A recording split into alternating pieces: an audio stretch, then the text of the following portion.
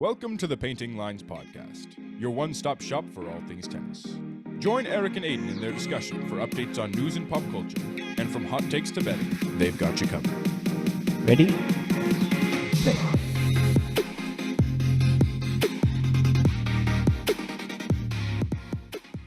Welcome back to Painting Lines. Last week we gave a recap of Wimbledon, and this week, with Stan Wawrinka making a run to the finals in the Croatia Open, we wanted to do a player spotlight talking about his career and kind of what made him the player he is today.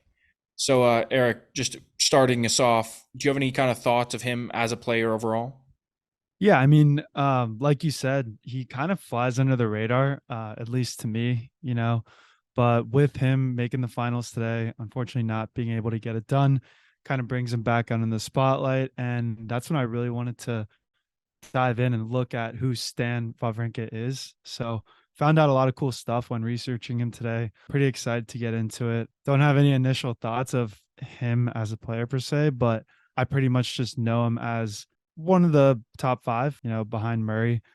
So yeah, what about you? What are you thinking? Definitely one of the top five players of this era, but he kind of had a very slow start to his career. Only had one title in the first 8 years, turned pro in 2002, and he was a guy that was consistently in the top 50, and then eventually, as his career progressed, he settled in around the top 20. So when you see a guy like that, it's really interesting because once a guy is kind of settled in around the top 20, you don't necessarily expect them to break through into that next level and become a Grand Slam champion. Mm-hmm.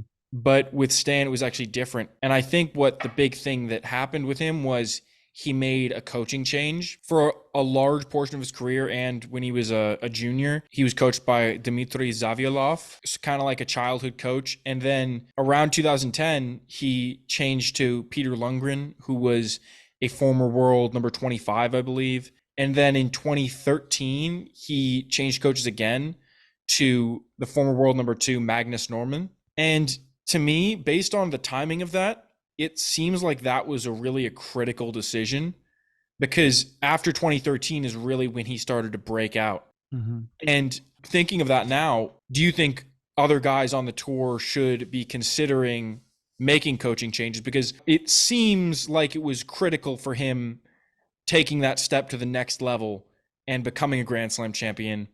Should other guys maybe consider doing that? I mean, there are guys on the tour right now that probably will never win a Grand Slam unless they're able to change something and make that next step, right? Mm-hmm. Definitely. Yeah. I mean, I want to echo what you said. I do think it is critical because I know Norman helped him with his forehand. Like Stan didn't have that great of a forehand.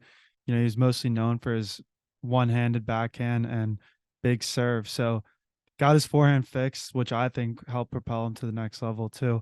And then also the psychological mindset, just facing pressure and taking it head on rather than trying to avoid it. I do think a lot of, maybe not a lot, but I think a good majority of top 20 players right now could benefit in a coaching change, because you brought up a point earlier where a lot of the players that break into the top 20 kind of just hover around there and never really advance much further.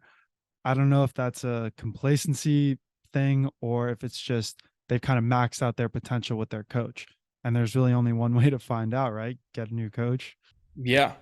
And I mean, Andre Agassi talked about that in his book. I mean, him making changes with his coaching staff, even if he felt like he had success with a certain coach, making that change, you always gain from getting that different perspective from a different coach. Mm-hmm. How many coaches do players have usually? Is it only one, or do they have like a whole team of them? I think they may have multiple coaches, but there's usually one kind of main guy Mm-hmm. that is essentially the head coach in charge of what's going Yeah. on with their Because career. I asked because I remember when Rublev won the final a couple weeks ago, he was giving his victory speech and he was like, "Oh, I forgot to thank my coach."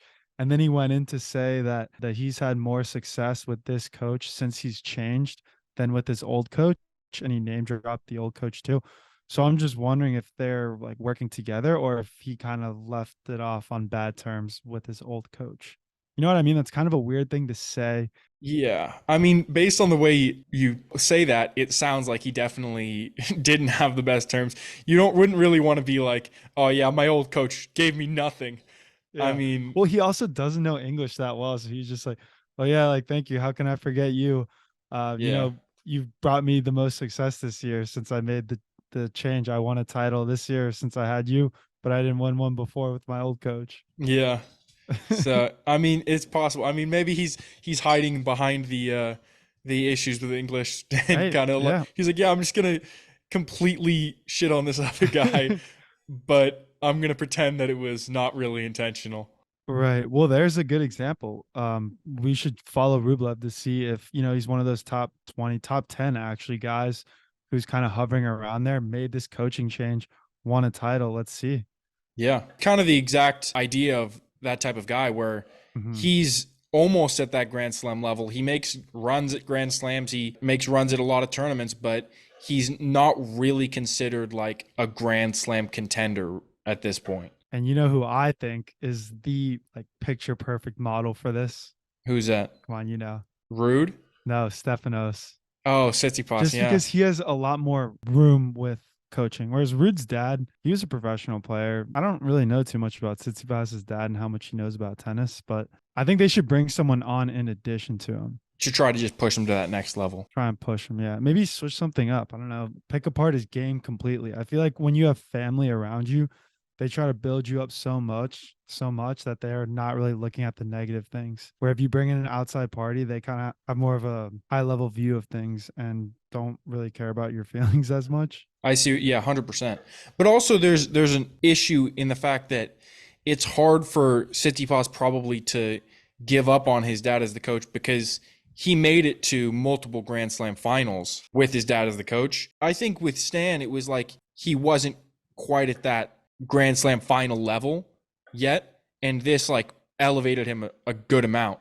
Whereas with Tsitsipas, he's at the level where he's been up 2 sets to love in a Grand Slam final. Yeah. No, that's fair. That's a fair point. Like you said, this guy helped develop Wawrinka's game. Mhm. Maybe if Tsitsipas can get a coach that can help him develop a stronger mindset, then it would be Yeah. Yeah. big. Yeah. Maybe maybe he'll do better with Paula Badosa at his side. Yeah, she'll be coaching him Yeah, with right. all of her Grand Slam wins. Oh, that's funny. But yeah.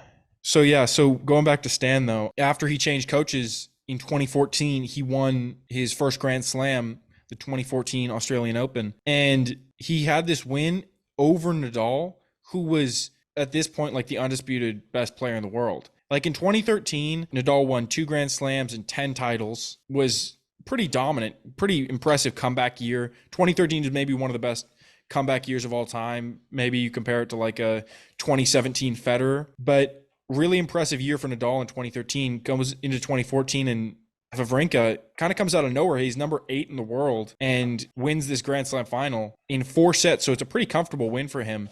And what I think is one of the most impressive things is he was 28 years old. So this is a really kind of a late time to get your first Grand Slam for a guy like this. Most guys you'd think are winning their first Grand Slam around like 22, 23 or so. Yeah, I mean, you got to think at 28, you're probably not expecting to ever win a Grand Slam. Maybe even 26, you're starting to think, oh, I can teeter in, win a couple finals, but I'm just not cut out for that. But I think going forward, that's going to start changing because we don't have the big three. Like if you were at 28 in that time, in Stan's time, then I would be thinking there's no shot. But right now, I think there's a lot of people, as we mentioned last episode, people who are just starting to come into their peak a little later. Yeah. I mean, 12 years after turning pro, though, that's kind of I insane. know he's like one of those guys that is a late bloomer when it comes to puberty. Yeah, You exactly. you have some people like Alcaraz and Nadal winning as teenagers, early Yeah, 20s, and then you have people who win when they're 28. exactly. But yeah, he got up to number 3 after that shot from 8 to 3, which is like one of the biggest jumps you can maybe take in the rank. Because like you see guys go up like 40 spots when they do well in Mhm. some tournament, and they go from like 90 to 50. But Yeah. going from 8 to 3 is a pretty massive jump. No, I know. And the crazy part about this final too was So he won the first two sets, and then I'm pretty sure Nadal had gotten like a little back injury in the second, and it kind of looked like it was going to be over from there. But then Nadal comes back, wins the third, and Stan's probably thinking like, "Oh shit, I thought this guy was done. I thought I was cruising." So he had to step it back up, which it's kind of hard to keep the focus after winning the first two, losing the third, and then coming eventually to close it out in the fourth. Yeah, the fourth is such a critical set. If you lose that fourth set, the other person's going to have all the momentum going into that fifth. I think if that match had probably gone to 5, Nadal maybe would have pulled it out. Yeah, just because he's Nadal, and that injury probably sparked him even more. Exactly. But yeah, I mean, also interesting thing that happened in 2014 with Wawrinka is he had essentially a name change. Before 2014, he was known as Stanislas, and then it was shortened to Stan. Not really an important aspect of his career, but it is kind of just an interesting thing to note because I remember watching at that time, and some of the announcers or commentators were making a big deal about it, like, oh, he now wants to be called Stan, an interesting change. I'm like, why do you guys even care? Like, it's his name. Yeah, well, is that when Stan the Man became his official nickname? I think Do we have a stat on that? I don't know. I don't have a stat on when his nickname came around, but he had to get it like changed on the ATP website and stuff like that. So It's pretty funny. I didn't know that. That's a cool, fun fact. Yeah, he's one of those guys where announcers love to call him by his first name. He's not a last name guy.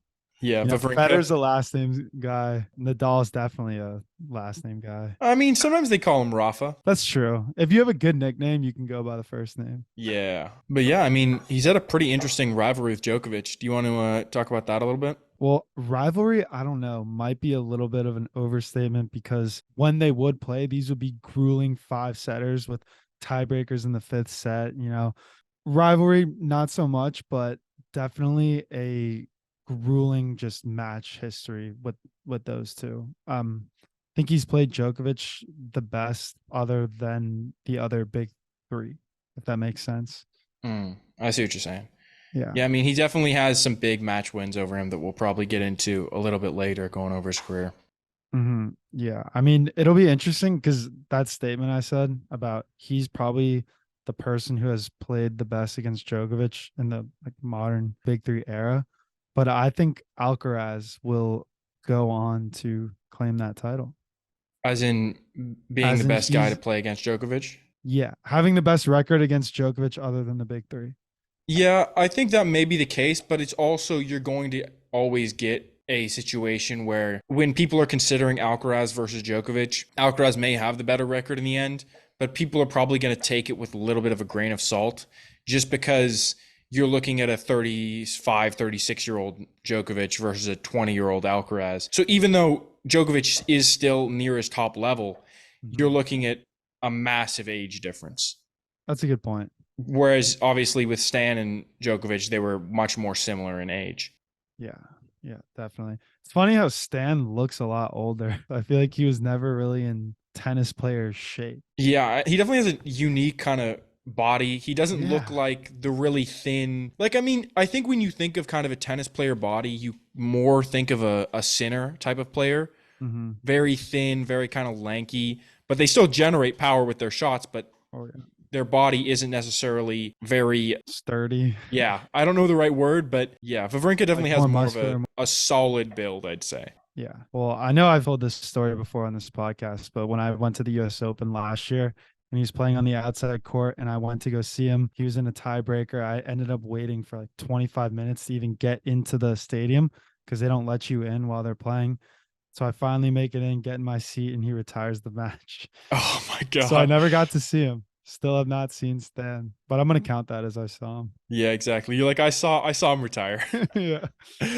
But yeah. Speaking of him in these matches against Djokovic, do you think that he was the biggest challenger to the big three? Because I think it really boils down to him or Murray. And in my opinion, it has to be Murray just because I think Murray won more big matches over the big three, but it depends how you value this Grand Slam wins. Because in those situations, Wawrinka has these big wins in the critical moments, won the final over Nadal. We're going to get into how he beat Djokovic in some finals. But I think Murray won finals that weren't necessarily in slams, but were still important finals to win. And he ended up taking a lot more titles overall. So when Wawrinka's name is brought up, it usually is fifth, behind Murray. I'm going to take a contrarian view and say that, yeah, I think he was the biggest challenger to the big three for that exact reason you said before, that he's won in more matches that it counts, like the Grand Slams. Not to discount other wins and say they don't count, but I think Grand Slams are the biggest stages and they're just worth more. Those matches, I think if you were to rate them, you would essentially, there's a reason why you get more points in a Grand Slam versus another tournament. So I think it's just weighted more.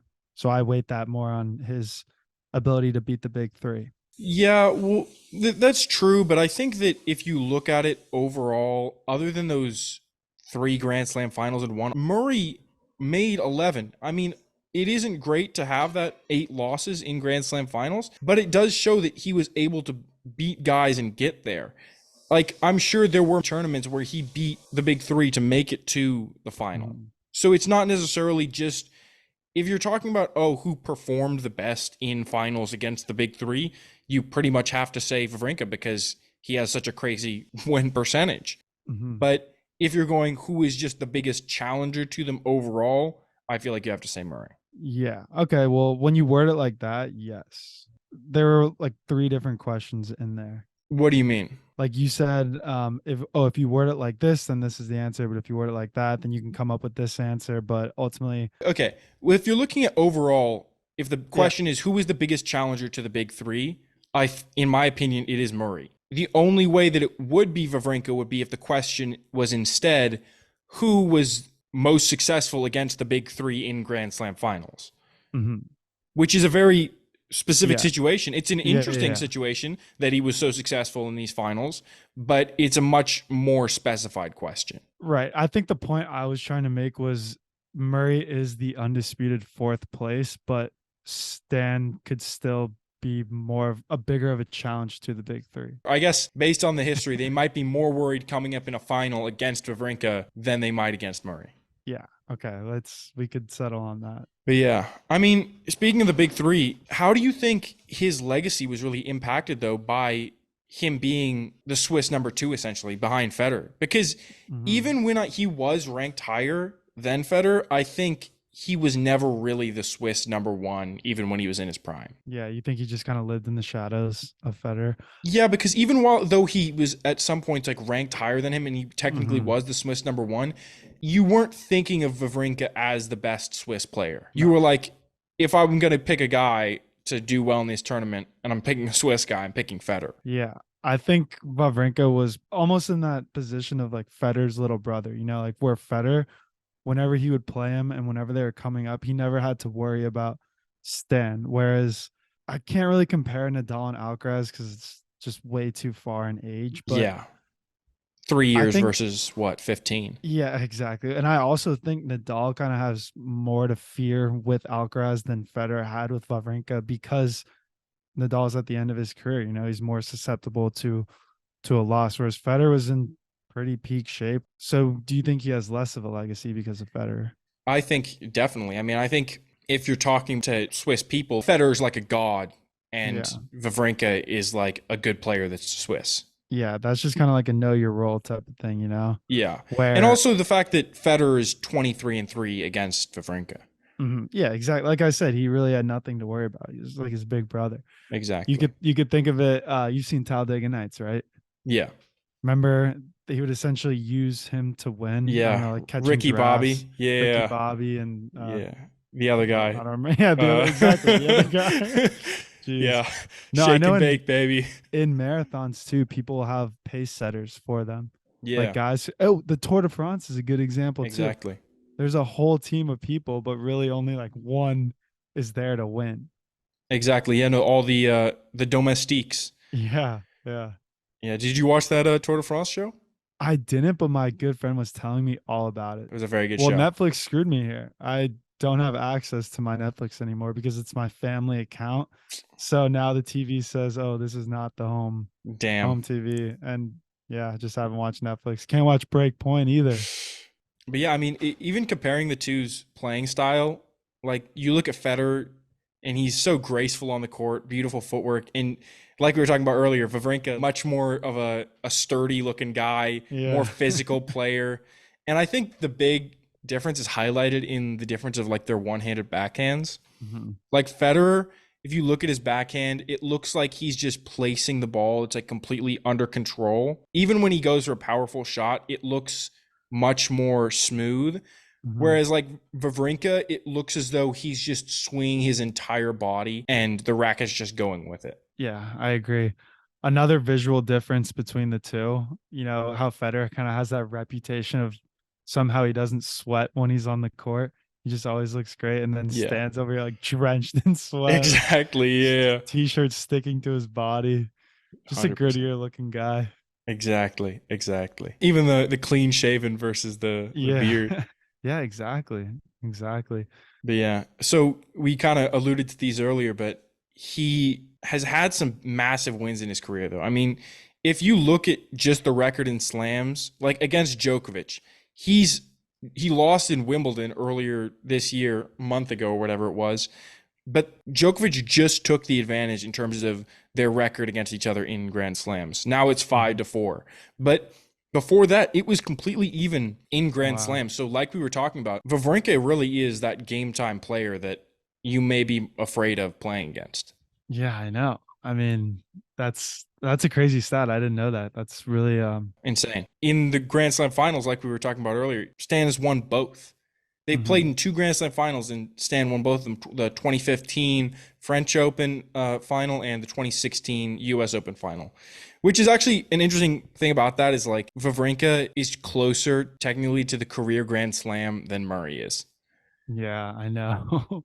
And so, speaking of those wins, I was wondering, like, do you have any idea of what his like the best moment in his career was? Because for me, I gotta say that it was that 2015 French Open win over Mhm. Djokovic, because Djokovic was having like one of the best seasons of all time. From the Australian Open of that year to the ATP finals at the end of the year, Djokovic made the final of every single tournament he played in, and he won 11 and lost 4. And you're just like, this guy is at a just another level. And so what makes that the best moment for Stan to me is that A, he denied this guy that was on a roll, but B, he also denied Djokovic his first French Open title. And to that point, that stopped Djokovic from having the career Grand Slam. Ooh. Ooh. Yeah, so So that's your Djokovic, that's your favorite moment, yeah, and Stan because moment. Djokovic was hungry for that title. It's not like, Uh-huh. oh, I already have 5 Australian Opens. Like maybe you're not as intense about winning that one.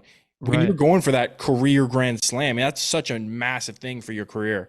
And Stan stopped him, which is really impressive. Yeah. Well, kind of going off that. So you know how Stan can be referred to as a clay court specialist? Yeah. I mean, what are your thoughts? Do you think he's better on clay than Djokovic is? I don't think that Like, did that have he's anything to do with the win, or was it just it's tough to say because obviously Stan is very strong on clay, but I think also just his level at that point was very high. Mhm. And so it wasn't necessarily just that it was on clay. I don't think you could really say that Stan is a better clay court player than Djokovic, Mhm. but on that day, he was the better player. Sometimes you look at a match and you're like, "Oh, this guy just played terrible." I Mhm. think in that match, it was Stan was the better player in that situation. Well, speaking of Djokovic, yeah, I mean, my favorite Stan moment was the 2016 US Open. It was also against Djokovic, and it was his last Grand Slam. He was 31 years old to win it. And I think that kind of solidified his position. Like that's a big feat, 3 Grand Slams, Very few guys have and done that. especially in the last 20 years. Yeah. I mean, even But that, guys that have been, there are plenty of guys that have been the world number one player that have never mhm. won that many Grand Slams. Yeah, see? And you don't remember, I mean, this is just me, maybe recency bias, but you don't remember them like you do Stan. Yeah. Well, yeah. That could be total just me making that up. Well, yeah. I mean, we talked about we've talked about a lot of guys that have won slams. So I think for us, we would Uh-huh. know who they Yeah. might be. But definitely in terms of a household name, people that know tennis to a marginal extent Mhm. definitely know Wawrinka. Something I did want to bring up too, as part of, my favorite Stan moment, is he has a tattoo on his arm and it reads, always tried, always failed, no matter, try again, fail better. Something along those lines. And that just goes to show his determination. He's the latest peaking like player to win a Grand Slam. He's gone up against Djokovic for 8 years without having ever beat him, finally beats him in 2 Grand Slams. Stan is someone, I'm glad we did this spotlight on him because it brought to light a lot of things I didn't know about him. But yeah, I mean, that kind of brings me to like who Stan is today. I mean, he obviously just played in this final. Like, how much longer do you think he's going to play? I mean, you're looking at him, you're looking at Murray. How can you stay motivated at this point in your career, knowing you're probably never going to get back to that point you were at? You just got to love the game. Like that's his job, that's his career. Maybe once he finds something that he's just as passionate about and what he wants to do once tennis is over, he could officially move on from the game. But until then, this is what he loves. This is what he knows, you know? 100%. Alrighty, you ready to hop into segments? Yeah, let's do it. Let's start off with what is new. I saw Djokovic's dad wants him to retire in the next year. What? I know, I know. Yeah, he said he's quoted in a newspaper article basically saying, I'd like to see Djokovic retire by the end of 2024. Everything's kind of weighing on him right now, and I'm ready and excited for him to move on to the next chapter of his life. Because apparently, to his dad, tennis was only just like a segment, but to Djokovic, it's the last 30 years of his life practically. Yeah, based on like that story of he put like the dollar on the table Yeah, and was like, yeah. okay, you're gonna need to grind to be the best. It seems like his dad's mindset about tennis was like, it's a career. It's a way Mhm. to make money. It's a way you can achieve all these things. And to Djokovic, it's his whole life. He's lived as wanting to be the best player ever for 30 years. It's hard to now change and be like, I want to be done, especially when you're at such a level like Djokovic is. Like I was saying with Murray and Wawrinka, obviously for them, they know they're on the downturn. They know that the end is coming soon. For Djokovic, like he just played in the Wimbledon final. How do you tell him, hey, I think you're ready to be done? I think this is just part of that parental instinct that you always feel like you know what's best for your child. And at the end of the day, Djokovic is still his son. I think he's starting to see Djokovic as someone who's not able to take his foot off the gas, if that makes sense. Like his dad kind of created a monster in a sense, and now he's trying to tame him. I see what you're Y- saying. Yeah, his dad probably feels a little bit of the weight on his shoulders, how like he turned Djokovic into an absolute animal to someone who's a competitive beast. Like that's Yeah, really hard to turn off. And I think his dad's kind of like, oh, yeah, work life balance. yeah, no, exactly. No. I think what you find with a guy like Djokovic is that because he's such a animal about, oh, I got to be locked in on this, I got to be locked in on my diet, I got to be locked in on how I'm playing in this, I got to be locked in on all these things. You see that exactly it's hard to turn that off. Hmm. And it's going to be hard when he gets to the a point where he can't play at the same level and he's having to be like, you don't want to have that mental stress, like especially after you've retired, and Hmm. that's something you are worried about if Djokovic can't turn that off.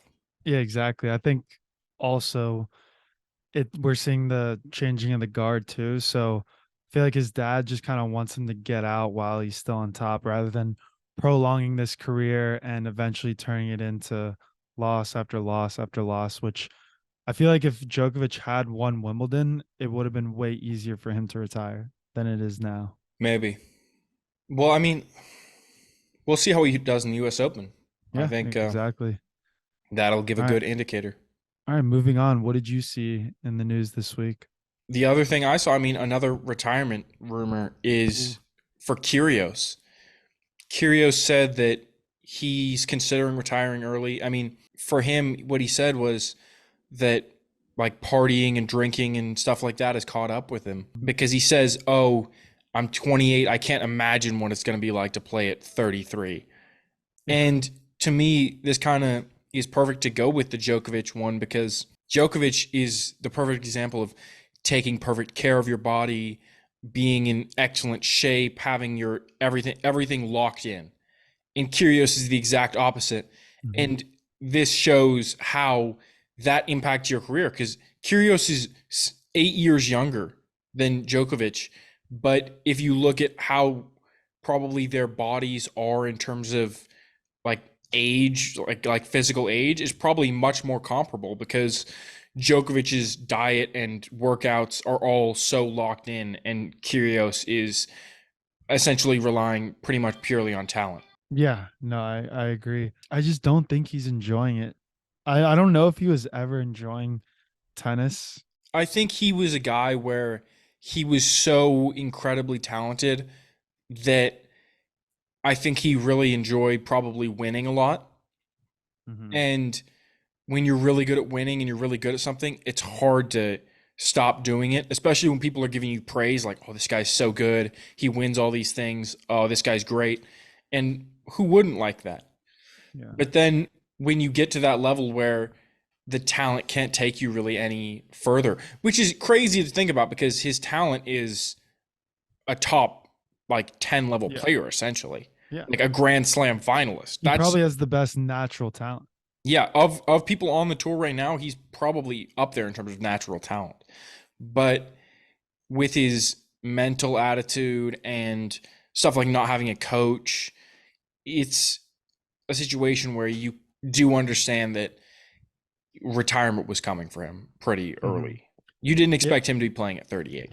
Yeah, he also has that meniscus injury too that he's kind of nursing. Yeah. Ah, man, I wonder how players just decide to shotgun retirements because I feel like has mentioned before he's talked about retirement. Like if it's something that you just kind of say to get yourself out in the news and for publicity and then not retire, like it's almost like a PR strategy to get more hype around you. So when you do play, they're like, oh, this is the last time he could be playing right now. He could be retiring. You know, you kind of create that hype, which in a sense could very well make you play better because it gives you two outs, right? If you win on top, you can retire. But if you don't win, then you can always say, like, no, I'm coming back for another one. So it gives Yeah. you options. I see what you're saying. I don't know if it's a PR thing, but I think Kyrgios could be very well on the back end of his career. All right. Who are you taking for bet of the week? Bet of the week. I mean, just to start off for bet of the week, I was incredibly wrong about my bet last week. I mean, I called an upset for Quinn over Vukic, Mhm. and now Vukic is playing in the final in Atlanta. So I was like, oh yeah, he's gonna lose in the first round, and now he's like made it all the way to the final. So sometimes That's when you're wrong big. But That's pretty funny because I was looking at the final today and I'm like, wait, Vukic? That name sounds familiar, but yeah, I don't know who it is. yeah. But yeah, my bet of the week is Kevin Anderson plus 145 over Jordan Thompson. It's a tough bet because I think Thompson is no slouch and he's had a pretty solid 2023. He's made a couple decent runs, but I think for Anderson, obviously coming out of retirement, played his first tournament at the Hall of Fame Open. I think he's going to be just hungry for the win. And obviously, he's a top 10 level player formerly. So I think the odds may actually be a little skewed because of that. I kind of expected, to be honest, that he would have better odds given the fact that he is coming out of retirement. But I still think he could get the win as the underdog.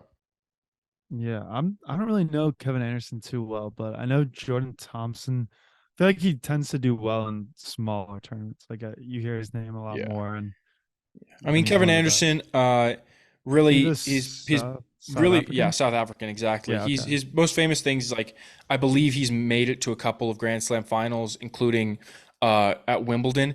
There was a Wimbledon year where he beat, who was it? I think Isner like 26-24 in a fifth Oh set, yeah, and then yeah. in like the next round he beat Federer like 14-12 or something like that, or maybe 10-8. I don't remember what it was, but he had like 2 marathon matches and then played Djokovic in the final and got beaten. It's like, yeah, I mean, that's kind of rough. Just you had to go through such intense time on court compared to Djokovic. But Oh, geez, I know.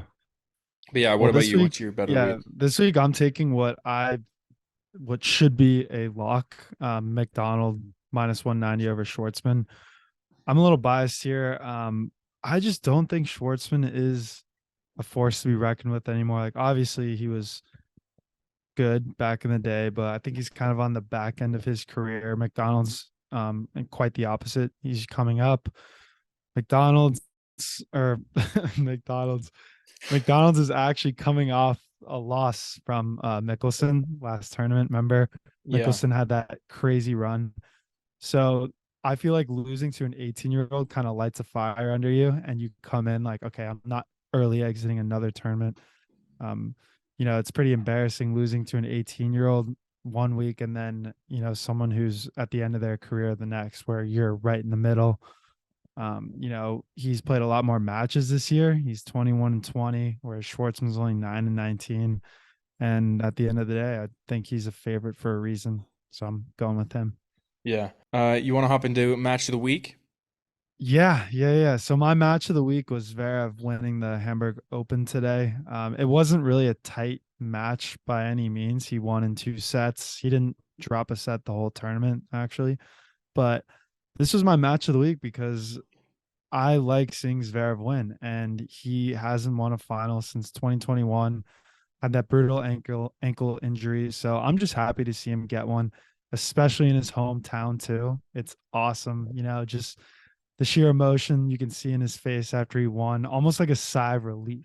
Because I feel like when it's your hometown tournament, a lot more pressure goes on you because you're almost expected to win. And it's very disappointing to the crowd if you don't. So I'm glad he got that one. 100%.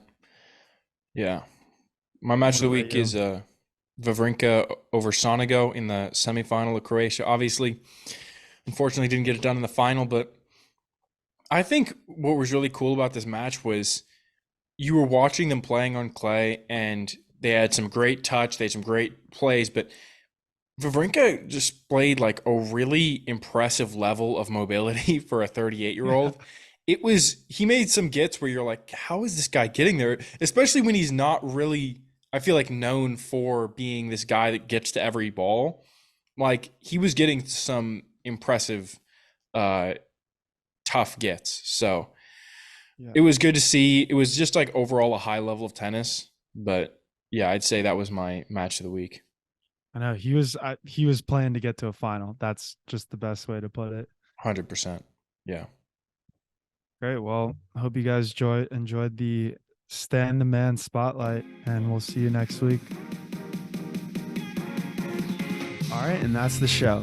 If you're not already subscribed, go ahead and hit that subscribe button. You can find us on Instagram, TikTok, YouTube at Painting Lines Podcast. Feel free to shoot us a DM or email us any questions or thoughts at paintinglinespodcast@gmail.com.